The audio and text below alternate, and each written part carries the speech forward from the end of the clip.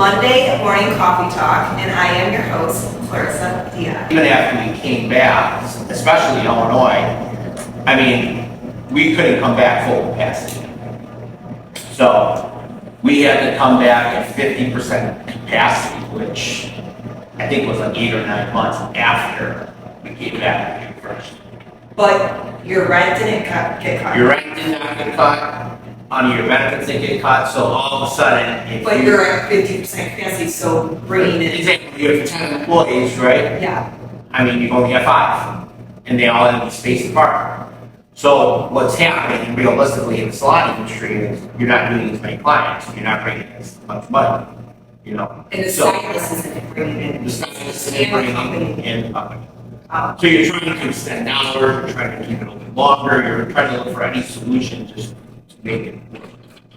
I remember those things. I mean, I remember as an employee of the company as well. Like, I remember the protocols that you guys took as a company with your team, and it was incredible how everything was rolled out. Like, do you want to share a little bit more? I wasn't like necessarily always making like in meetings with you guys, but you know, when you guys told us like, okay, this is what needs to be done, and we all rolled it out like for our teams, it was crazy. I mean, what did that look like for supplies? Yeah, and that's a great question. I mean, you know, there was a lot of preparation, getting ready to do it, you know, to get everything ready. Because we were trying to figure it out. So we're trying to make the clients feel comfortable. We're trying to make sure that we're safe and secure.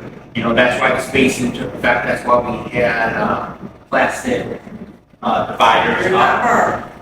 That's like, I remember like walking in the salons and there was like circular stickers that said like 6 feet apart, and then it had arrows too. Like, I remember all. So which way you can walk down, which people can stay held the distance, like the shampoo bowls, you know, that's where we put the plexiglass, you know, trying to separate it, you know, thing.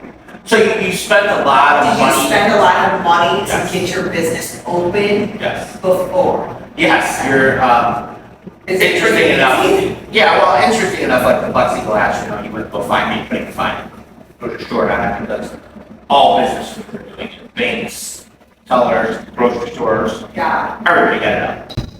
Is it hard for you? Because I mean, I remember watching you do all of it, and listen, you have a lot of grace and you have a lot of patience, but like it's very stressful when you're talking about it too. So Yeah, I mean, I think we had, you know, we still kept up with the meetings. We tried to keep the staff informed. Like I said, we didn't know how long, we didn't know it was going to grow into 2-3 months, you know. So it was just trying to keep the staff, hey, this is going to be okay. We're going to figure this out. We're going to get through it. You know, all companies are in the same position. You know, it's one of those life-changing times, you know.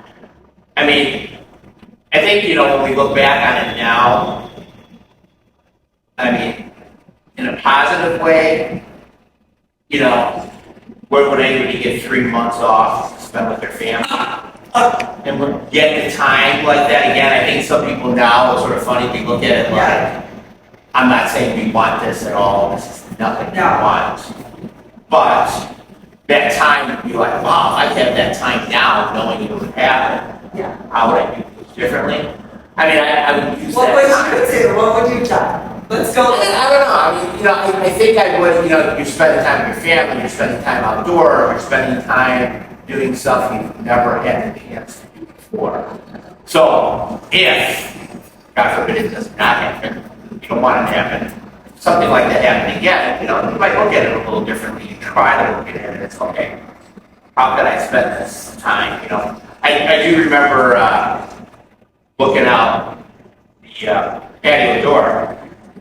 And when that time was done, there was nobody on the road. Everybody was walking. Everybody was outside riding bikes. You know, it was just full of people. You know. Well, I have to say, I mean, I can only speak for myself, and you know, for me, looking back at it, was it absolutely devastating on every level? Yeah, it really was. It was in my household. It was in work. It was in my own personal. It was in everything. But I'm such a person that believes that everything happens for a reason, and there's blessings that come out of such like catastrophes like that. And for me, I can only speak of myself, but like as a hairstylist, you don't get a lot of time necessarily after you have a baby as well. So I had a son, and he is, at the time, he was, what, I would say he was going to be 7, so he was about 3 years old, 3.5, and I remember he was, I was getting depressed wearing a mask. And my focal point was my son. And I was like, okay, how are we going to go outside? How are we going to do stuff? So he didn't know, because he knew, he's a very, very smart boy. He knew what was going on, and he knew, but he didn't know exactly what was going on. And I was just like, okay, as long as we're, outside and getting Mother Nature, but I will tell you, I've never ever taken 12 weeks off, even on maternity leave. As a hairstylist, I don't know, it was just me, but I really figured out who I was, and you know what, I'm a better mom when I work.